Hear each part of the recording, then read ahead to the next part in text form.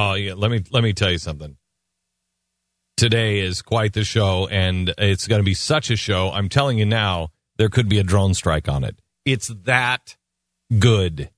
It's that good.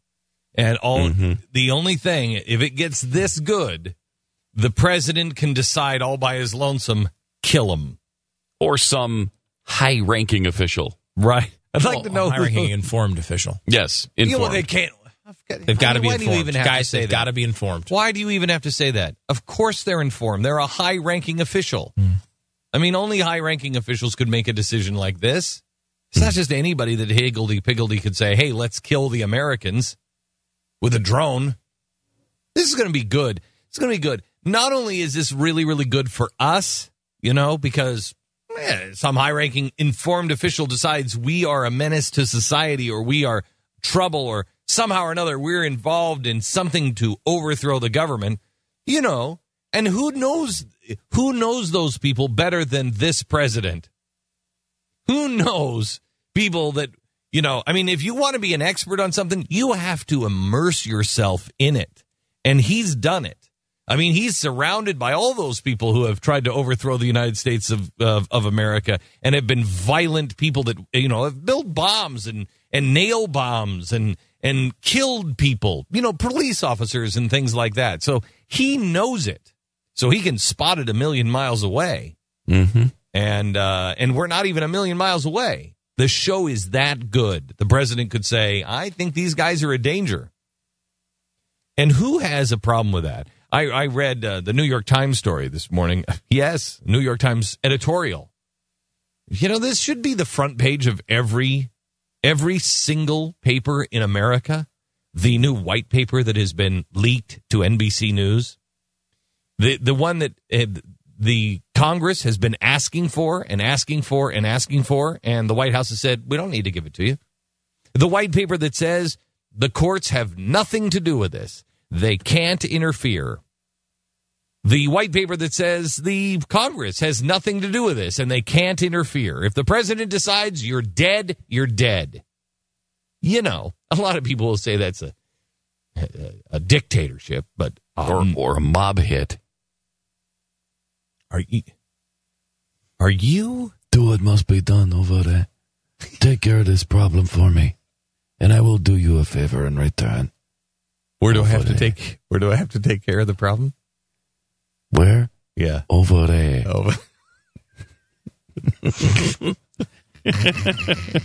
You take care of this problem for me over there. All right. And I will do a favor for you over here. What crappy directional mob movie are you talking I don't know. about?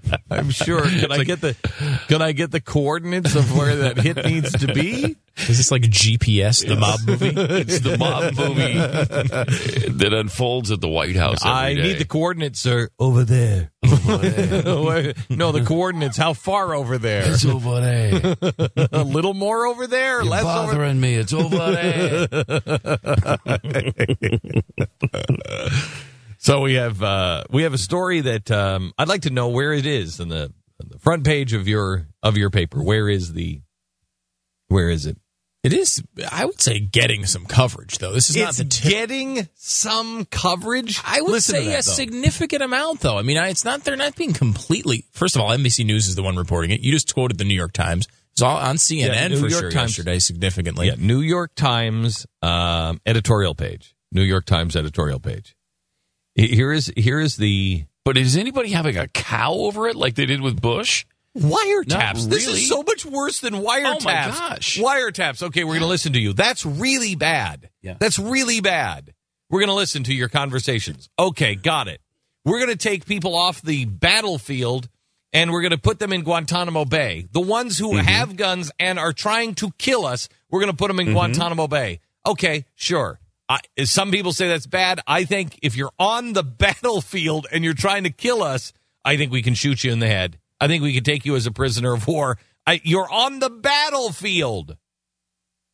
We're talking about American citizens anywhere in the world. Summarily executed. Just executed by the President of the United States because he says that it's crazy.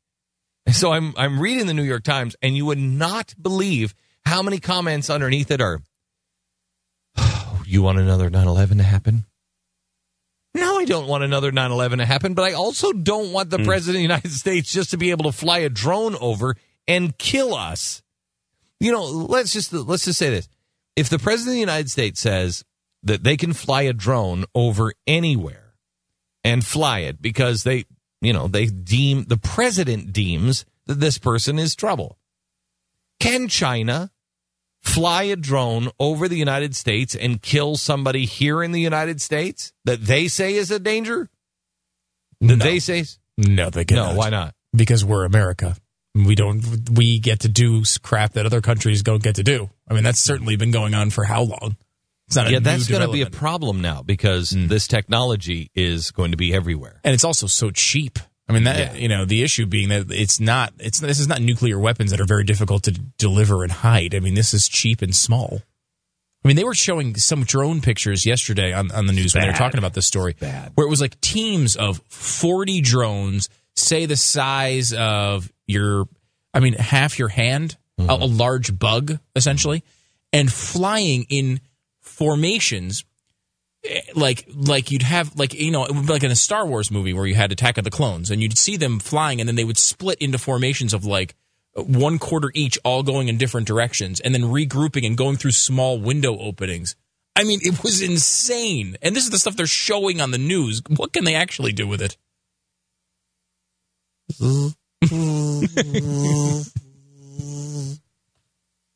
Hey, Stu, there seems to be a fly. It does. Over there.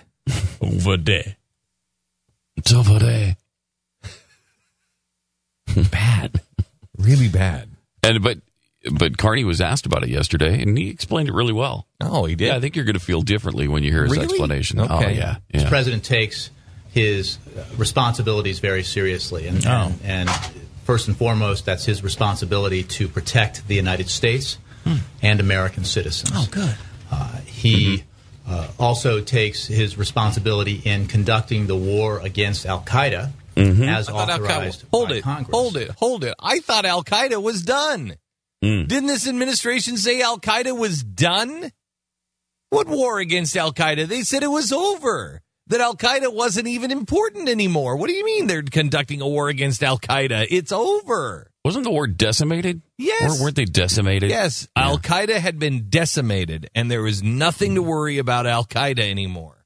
It says throughout the document, al-Qaeda and their related entities, but I thought there was no Islamic extremism either. So I don't know what related entities could even be there. This is a strange development. Yeah, it is. In a way that is fully consistent with our Constitution and it's fully all consistent. the applicable laws. The Constitution. Okay. We have acknowledged. Hang on just a second. I don't remember the execution part of the Constitution where the president or some informed officials can just sign off on the execution of an American citizen without any judicial review. None. Zero. Where is that in the Constitution? It's in the Yemen clause. Oh. Yeah, if they're in Yemen and they're having breakfast and they've said things you don't like, you may kill them. You may kill them. Yeah. You got to look into the Yemen Good and Plenty clause, and then it's right under that. It's the Yemen clause. Yes. Okay. Mm-hmm. All right, I got it. Okay. Yeah. So sometimes we use remotely piloted aircraft to conduct targeted strikes against specific al-Qaeda terrorists in order to prevent attacks on the United States and to save American lives. Okay. Now we conduct those strikes because they are necessary to mitigate ongoing actual threats, to stop plots, prevent future attacks, and again, save American lives. These strikes are legal. They are ethical, and they are wise. And they are wise. If this was George Bush, I mean, the media would be apoplectic. Fully with you on that. I mean, they did it for, you're right, phone calls. Oh, yeah, and not just the media, but all the minions of the left would be screaming at the top of their lungs about how unconstitutional and awful this is, and we're losing our liberty. Now, I don't think, because I struggle with this a little bit more than you guys do, and I know Glenn's got this look on his face like he can't believe what the world has become. And I understand that. it's when you put it in these terms, it's definitely difficult. And I don't trust this guy with this power, which is if I would have said this to you, and I think I did say some of these things to you in the last 10 years, you did call me crazy. And I thought they were crazy. When we were talking around the turn of the century, Stu, remember we were talking about around the turn of the century. Remember when we were talking about all the technology that was coming and everything else? And I said, it could turn out really, really, really bad. It seemed crazy to say that the president could, somebody could just go and kill you on the other side of the planet with something the size of a butterfly. We're here. And nobody is thinking about ethics. We're not even debating it. We're not even debating the president of the United States having the ability, and not even him. He's not even responsible. Some other unnamed guy. I hate to be sexist. Was that sexist? My gosh. Yeah, it was. Could be a woman. Could easily be a woman. Could be a dog. We don't know. It's a high-ranking official. We're in a transhumanist kind of era. What are we doing? Thank you. Could be half man, half woman, half robot, half dog. That's a lot of halves. But if you continue to cut things in half, we could do it. Let's dream. Let's move forward. If some person that's we don't even know is making this call, how far out of touch are we? How lost is our Constitution? How lost is our country when we're not even debating it? And then people are saying we don't even need debates.